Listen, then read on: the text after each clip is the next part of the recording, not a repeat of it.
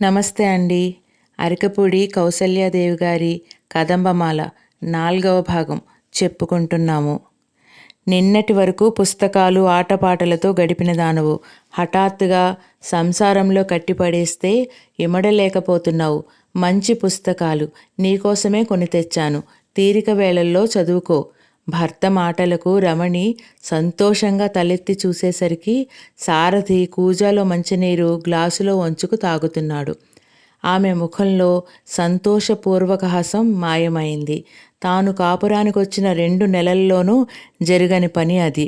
ఉదయం భర్త లేచేసరికి బ్రష్ మీద పేస్ట్ వేసి ఇవ్వడం దగ్గర నుంచి రాత్రి అతను వ్రాసుకుంటూ చదువుకుంటూ జారవిడి చేసిన పెన్ను, పుస్తకాలు పదిలం చేసి లైట్ ఆఫ్ చేయటం వరకు తనే చెయ్యాలి. నిజానికి ఇవన్నీ చేయటం తనకంత ఇష్టం లేకపోయినా శ్రద్ధ లేకపోయినా సారథి చెప్పి చేయించుకుంటాడు. ఒక్క సారథి ఏమిటి, ఈ ఇంట్లో అందరూ తనకు ఎన్నో పనులు చెప్పి చేయించుకునేవాళ్లే అనుకుంటుంటే తిరిగి రమణి మనస్సు కఠినమైపోయింది. మౌనంగా కాఫీ టిఫిన్ తెచ్చి అందించింది. సారథి ఎక్కువగా ఏమీ మాట్లాడలేదు. ప్రతిదినం ఎన్నో విశేషాలు నవ్వుతూ సరదాగా మాట్లాడే అతడి మౌనం రమణికి కొద్ది బాధ కలిగించినా పైకి ఏమీ మాట్లాడలేదు. రాత్రి భోజనానంతరం గోరా చదువుతూ కూర్చున్న రమణికి కాలగమనం తెలియలేదు. కానీ రేడియో ఇక ఇవాల్టికి నా పనైపోయింది, తీసేయి మొర్రో అని అరిచినట్లు బర్రమంటూ భరింపరాని శబ్దం చేయటం వినిపించి ఉలిక్కిపడి స్విచ్ కట్టేసింది. చదువు పాడైనందుకు విసుక్కుంటూ టైం చూసింది. 12:30 దాటుతోంది. సారథి నిర్మలంగా నిద్రపోతున్నాడు. వ్రాస్తున్న కాగితాలు, చదువుతున్న పుస్తకాలు, పెన్ను ఎక్కడవక్కడ వదిలేసి నిద్రపోయేవాడల్లా ఇవాళ శ్రద్ధగా సర్దేసుకుని మరీ పడుకున్నాడు. ఏమిటి మార్పు అని ఆలోచిస్తూ పడుకుంది. మరునాటి ఉదయం రమణి నిద్రలేచేసరికి 8 అయింది. సారథి అప్పటికే ఆఫీస్కు వెళ్ళిపోయాడు. లేపకూడదు కాబోలు అనుకుంది రమణి కోపంగా. పుట్టింటిలో 9 గంటల వరకు లేచే అలవాటు ఉండేది కాదు. కానీ అత్తవారింటి దగ్గర ఈ 2 నెలల నుంచి 5 గంటలకే లేవడం అలవాటుగా ఉంటోంది. అంచేత ఏదో తప్పు చేసిన దానిలా బాధపడింది. తన కోసం ఏ పని ఆగలేదు. పూజ అయి తాతగారు తీరికగా పేపర్ చూస్తున్నారు. అత్తగారి వంట అవుతూ ఉంది. భర్త ఆఫీస్కు వెళ్ళాడు. మరదలు ఆడబడుచులు చదువుకుంటున్నారు.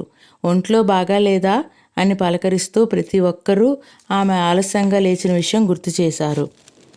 ఆ రోజు నుండి రమణి సారథిల మధ్య మాటలు బాగా తగ్గిపోయాయి.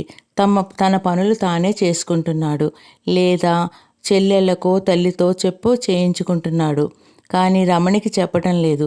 అలాగని అయిష్టమూ లేదు. ప్రేమ సహృద్భావాలకేమీ లోటు లేదు.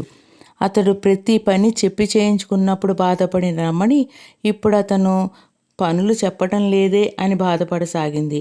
మీరు చాలా ముభావంగా ఉంటున్నారు అంది ఒకనాడు సారథితో. ఓహో అన్నాడు సారథి. అది చెయ్యి ఇది చెయ్యి అని చేయించుకునే వారల్లా మీ పనులన్నీ మీరే చేసుకుంటున్నారంచేతో అదొక మాదిరిగా నవ్వి ఊరుకున్నాడు సారథి.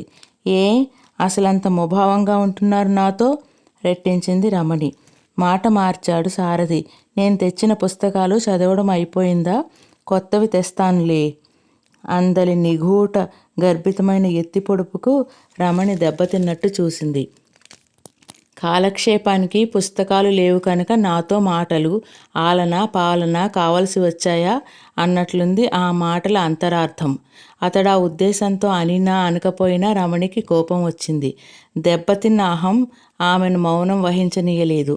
నా పనులు నచ్చక నా నుండి తప్పించుకోవడానికి పుస్తకాలు తెచ్చి అంటగడుతున్నారా అంది తీవ్రంగా. తరువాత ఏమైందో 5వ భాగంలో చెప్పుకుందాము. ఉంటానండి.